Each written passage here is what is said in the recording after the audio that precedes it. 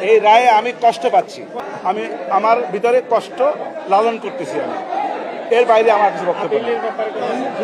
Appeal করার সুযোগ নাই। আমি আমি তো কষ্ট পাচ্ছি।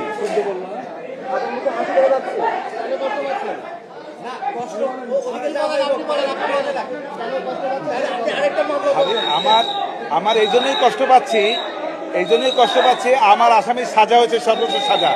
এটা আমাকে আমাকে আমাকে কষ্ট দেবে না, এটাই স্বাভাবিক। আমি কষ্ট পাচ্ছি, এটাই আমার বক্তব্য।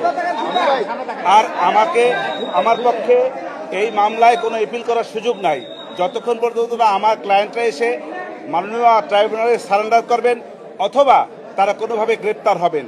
এর আগ পর্যন্ত কোনো এপিলেট ডিভিশনে যাওয়ার আর কোনো সুযোগ নাই।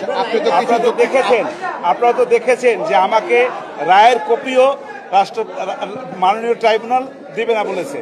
অতএব এই যে দিবে না সেটা আইনানুগ। আচ্ছা, অনেকে যারা জুলাই যোদ্ধা শহীদ এরা অনেকে বলছে যে তারা এই রায় সন্তুষ্ট না, তারা আপিল বিভাগে যাবে। আপনি তো একজন আইনজীবী, তারা কি আপিল বিভাগে এই রায়ের বিরুদ্ধে যেতে পারে? কারণ তারা তো সাক্ষী দিয়ে এই মামলার অংশ হয়েছে।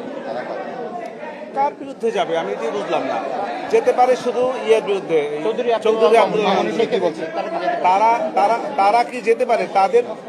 তাদের পক্ষে মামলা করেছে তারা যেতে পারবে, তারা তাদেরকে বলতে পারবে যাওয়ার জন্য, সেটা তো অধিকার তো তাদের আছে। আপনি তো অনেক যুক্তিতর্ক দিয়েছিলেন, এগুলি কি নেয়নি? তাহলে নেয়নি?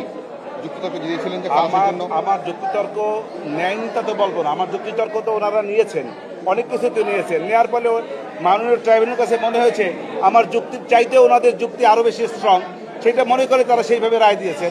অথবা আমারটা নেয়নি এটা আমি বলবো না। কেন এটা ঠিক